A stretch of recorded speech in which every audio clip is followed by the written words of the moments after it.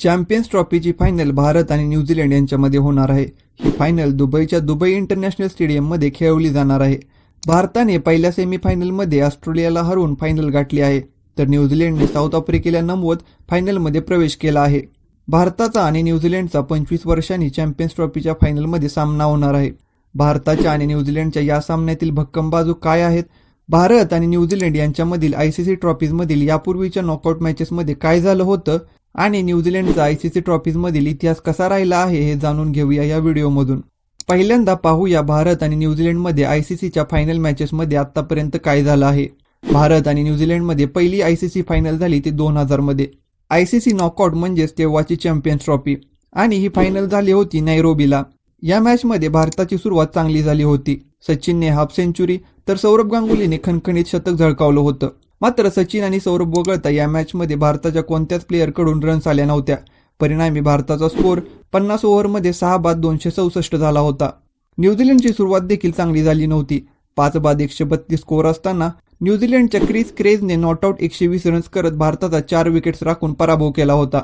यानंतर या दोन्ही टीम्स दुसऱ्यांदा आयसीसी ट्रॉफीच्या फायनल्समध्ये एकमेकांसमोर आल्या ते 2021 मध्ये। आयसीसीच्या पहिल्याच वर्ल्ड टेस्ट चॅम्पियनशिपमध्ये भारत आणि न्यूझीलंड यांच्यामध्ये सामना झाला। या मॅचमध्ये भारताचा कॅप्टन होता विराट कोहली। या मॅचमध्ये टीम इंडियाने पहिल्या इनिंग्समध्ये 217 रन्स केल्या, तर न्यूझीलंडने पहिल्या इनिंग्समध्ये 249 रन्स केल्या। भारत दुसऱ्या इनिंग्समध्ये 170 वर ऑल आउट झाली, तर न्यूझीलंडने दुसऱ्या डावात 2 बाद 140 रन्स करत भारताचा 8 विकेट्सने पराभव केला होता। या मॅचमध्ये न्यूझीलंडच्या कायल जेमिन्सनने पहिल्या इनिंग्समध्ये 5 विकेट्स घेतल्या होत्या।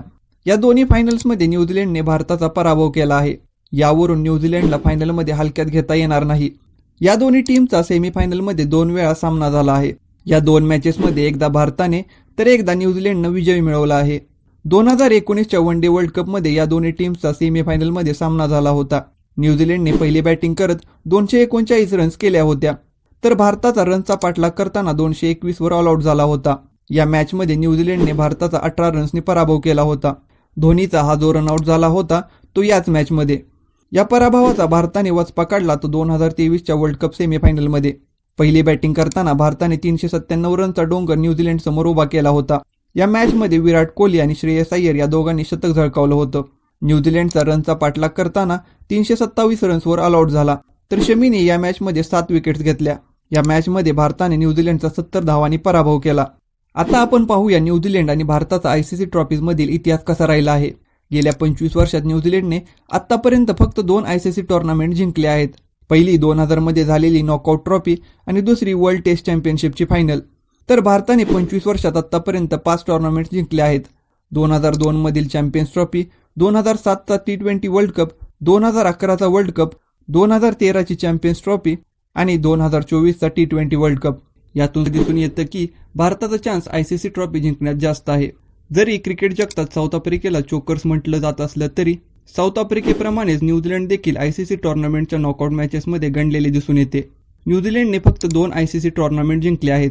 2015च्या वर्ल्ड कप फायनलमध्ये ऑस्ट्रेलियाकडून पराभव, 2019च्या वर्ल्ड कप फायनलमध्ये इंग्लंडकडून पराभव, 2021च्या T20 वर्ल्ड कप फायनलमध्ये ऑस्ट्रेलियाकडून पराभव, 2022च्या T20 वर्ल्ड कप सेमीफायनलमध्ये पाकिस्तानकडून पराभव, 2023च्या वर्ल्ड कप सेमीफायनलमध्ये भारताकडून पराभव, तर 2016च्या T20 वर्ल्ड कप सेमीफायनलमध्ये इंग्लंडकडून पराभव।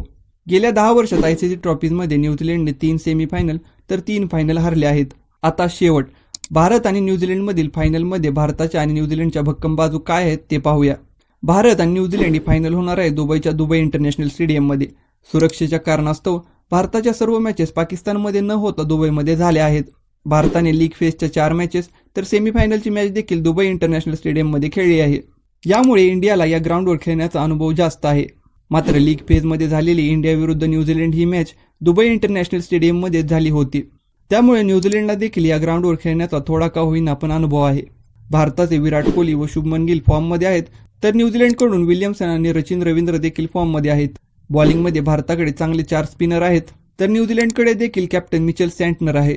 त्यामुळे ही मॅच काटेकी टक्कर होईल हे जवळपास निश्चित आहे। मंडळी, भारत विरुद्ध न्यूझीलंड या मॅचबद्दल तुम्हाला काय वाटतं? ही मॅच कोण जिंकेल? या मॅचबद्दल तुमचं काय मत आहे ते आम्हाला कमेंट बॉक्समध्ये नक्की कळवा।